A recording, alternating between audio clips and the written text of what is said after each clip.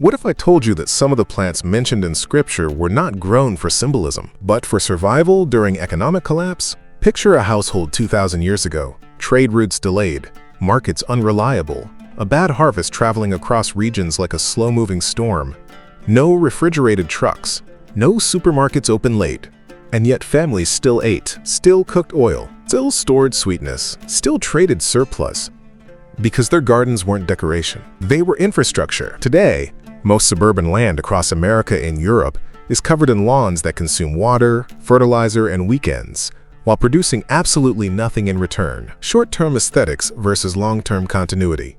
That conflict isn't new. In biblical times, land that failed to produce food was considered wasted stewardship. Every courtyard, terrace, and boundary edge carried plants that fed households, stretched budgets, or stored value across seasons. And here's the strange part. Many of those same plants still grow easily today, often with less work than maintaining grass. Some replace grocery staples for months. One on this list, number 3, was treated almost like a wartime reserve during sieges and drought years.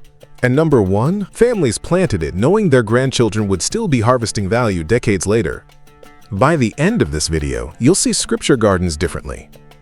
Not as ancient history, but as a financial strategy hiding in plain soil. Pause, because this isn't about becoming self-sufficient overnight. It's about quietly reducing dependence, one plant at a time.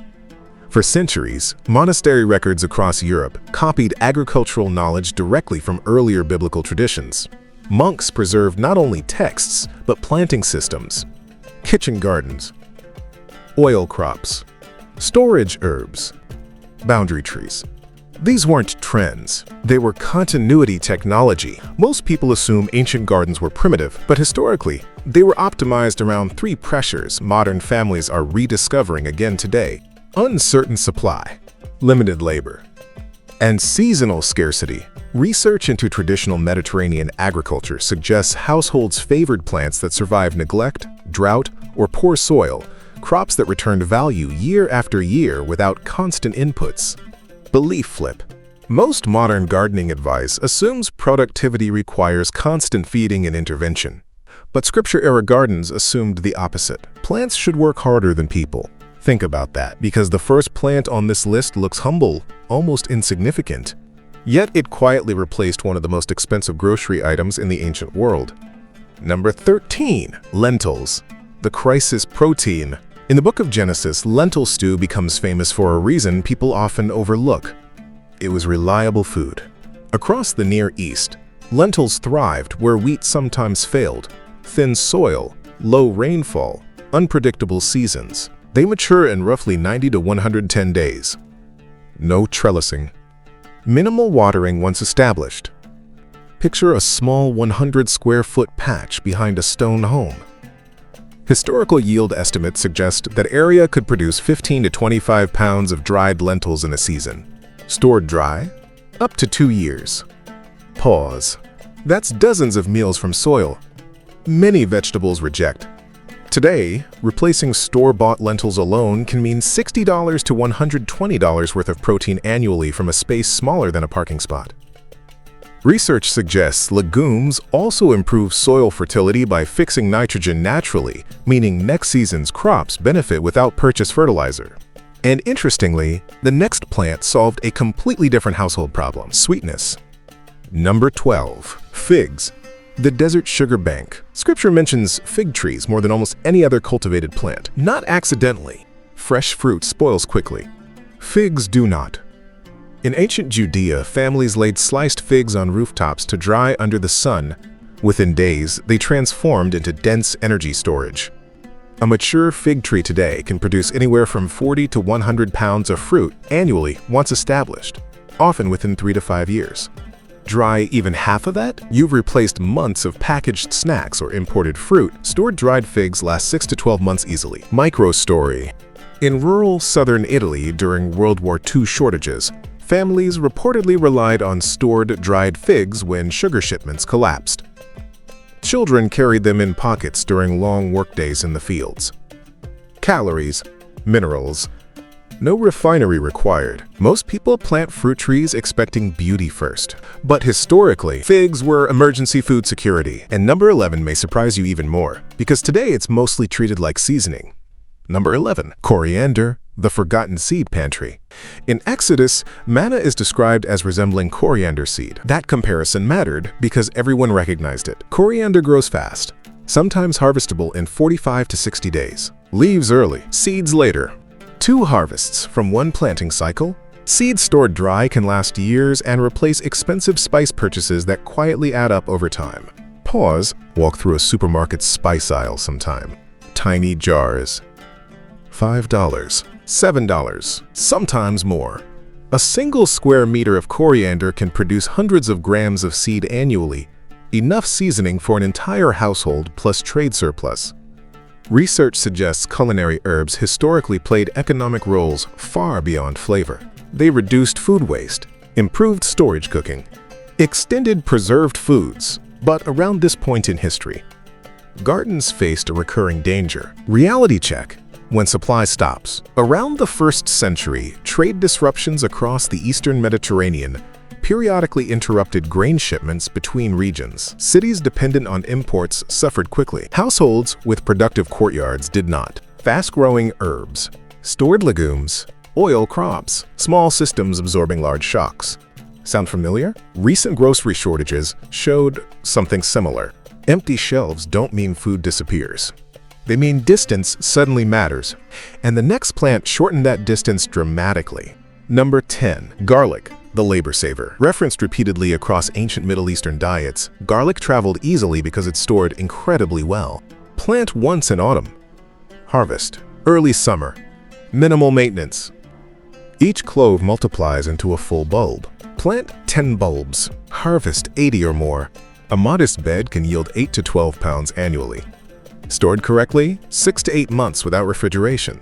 That alone can replace $80 to $150 worth of stored garlic depending on region and prices. But historically, its value went deeper. Workers building large projects in Egypt were recorded receiving garlic rations, believed to support endurance and food preservation practices. Research suggests garlic compounds may help slow spoilage in certain traditional preparations, meaning less wasted food, less spending. And the next plant wasn't grown primarily to eat at all, at least not at first. Number 9. Flax, linen and oil. Mentioned throughout biblical texts, flax served dual roles: food and fabric. Seeds pressed for oil, fibers spun into linen. Pause. Imagine harvesting both cooking oil and clothing material from the same plant. Flax grows well in cooler climates and modest soil fertility. Even small backyard plots can produce several pounds of seed. Cold-pressed flaxseed oil today sells at premium prices. Historically, households reduced dependence on traded oils by producing small quantities locally. Longevity matters here. Seeds store over a year. Fiber lasts decades once woven. Short-term planting, long-term return. But midway through this list, we need to talk about something uncomfortable, because gardens fail when people choose the wrong priorities. Number 8. Hyssop, the wall survivor. Hyssop appears in purification rituals throughout Scripture. But agriculturally, it thrives where almost nothing else wants to grow. Rock walls, dry edges, poor soil, minimal watering. A perennial herb lasting many years once established. Research suggests aromatic herbs historically helped households manage pests around storage and living areas, meaning protection without purchased chemicals. Think boundary planting instead of maintenance cycles. Most lawns struggle along fences and stone edges. Hyssop thrives there. Zero wasted space. And number 7 introduces our second story. One family facing a very modern problem centuries ago. Number 7. Barley, the humble insurance crop. Barley appears constantly in biblical harvest accounts because it matures earlier than wheat. Micro story. During a documented drought period in parts of the Levant, farmers relied on barley harvests weeks ahead of other grains to bridge hunger gaps before main crops matured. Early harvest meant survival.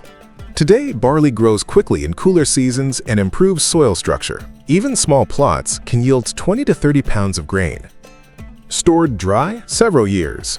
Pause. That's breakfast, soups, bread extenders, quietly replacing pantry purchases through winter. Most people chase perfect crops. Ancient farmers chased reliable ones. And reliability becomes critical when disruption hits again. Reality check. The siege problem. History repeats a pattern: blockades, wars, transport delays. During medieval sieges across Europe, knowledge inherited partly from earlier agricultural traditions, cities survived longer when households stored grain and dried crops locally. Not luxury food. Staples. The lesson? Speed of resupply determines vulnerability, which brings us to a plant many homeowners already grow without realizing its economic power. Number 6. Olives liquid storage. Olive trees dominate biblical agriculture for one reason. Oil equals calories, light, cooking, preservation. A mature olive tree can produce 30 to 50 pounds of olives annually under good conditions. Pressed oil stores 12 to 24 months. Pause. That's cooking fat without weekly purchases. Trees tolerate drought once established and can remain productive for generations. Some Mediterranean olive trees still produce after hundreds of years. Belief flip. Modern gardening often prioritizes annual vegetables, but historically wealth came from perennials that ignored bad seasons. Plant once, harvest for decades. And now we move into plants that quietly stabilized entire households. Number 5. Pomegranates, the winter keeper. Referenced repeatedly as symbols of abundance, pomegranates also solve storage problems. Thick skin, natural preservation, fruit stored cool, can last 2 to 3 months fresh. Juice preserved longer. Trees tolerate heat and modest neglect. A mature tree may yield 50 to 80 fruits annually. Replacing imported winter fruit alone can offset significant seasonal grocery costs. Research into traditional diets suggests long storage fruits reduce dependence on winter trade routes. But the next plant escalated beyond food. It protected income itself. Number 4. Grapevines, the multiplying vine. Scripture describes vineyards as generational assets. Because vines compound, cuttings create new vines. Minimal cost expansion. A single mature vine may produce 15 to 25 pounds of grapes yearly. Fresh eating. Drying into raisins. Juicing. Fermentation. Storage transformation equals economic flexibility. Pause. One plant. 4 products. Historically, households diversified outputs from limited land, something modern landscaping almost never considers. And now, we arrive at the plant teased earlier, the one treated almost like stored currency. Number 3. Dates, the desert reserve. Across biblical regions, date palms were survival anchors, extremely long-lived. Heavy yields once mature. A productive palm may produce 100 pounds or more annually under suitable climates. Dried dates store over a year. High calorie density, portable. During caravan travel and conflict periods, dried dates functioned almost like ration packs. Energy that didn't spoil. Even today, preserved fruit systems dramatically reduce snack and sugar purchases over time. Think about that. Ancient households created shelf stability without factories. But the final 2 plants changed the conversation completely. Because they weren't planted for the present generation alone. Reality check. Modern fragility. In recent years, fertilizer prices doubled in some regions. Shipping delays stretched weeks into months. Seed shortages appeared unexpectedly. Modern food systems are incredibly efficient. Until they aren't. Ancestral gardens assumed interruption was normal. Resilience wasn't paranoia, it was planning. And number 2 embodies that mindset perfectly. Number 2, mustard, the small space multiplier. Jesus used mustard seeds as metaphor because everyone understood how aggressively they grow.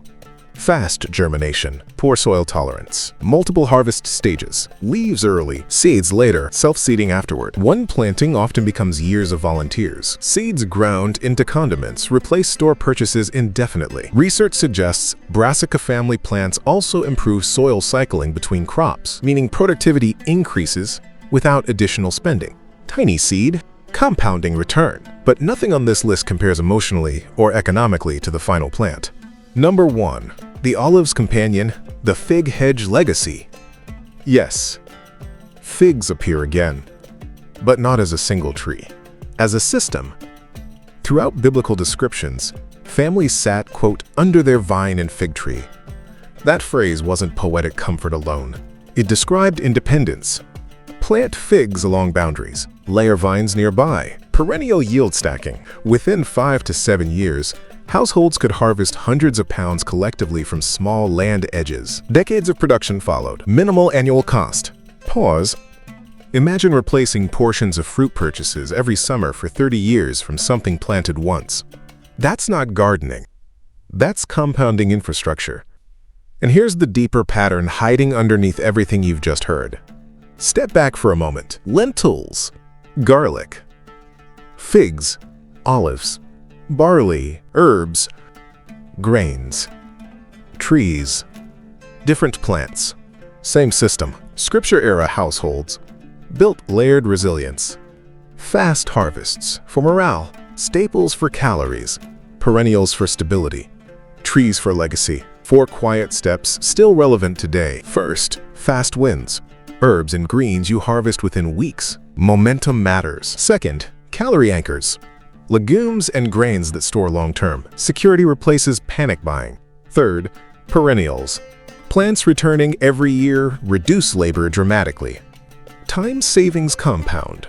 Fourth, trees and vines. The closest thing land has to passive income. Convenience culture teaches us to outsource food entirely. Continuity culture spreads risk back into the soil. Decorative lawns ask for work forever. Productive gardens eventually start working for you. Think about that. Because the goal was never isolation. It was margin. Little less dependence each year. Little more stability each season. If this changed how you see land, even a backyard, the next place to go is deeper into the system most families overlooked entirely. Perennial vegetables that regrow for decades without replanting. Because once annual planting becomes optional, time changes too.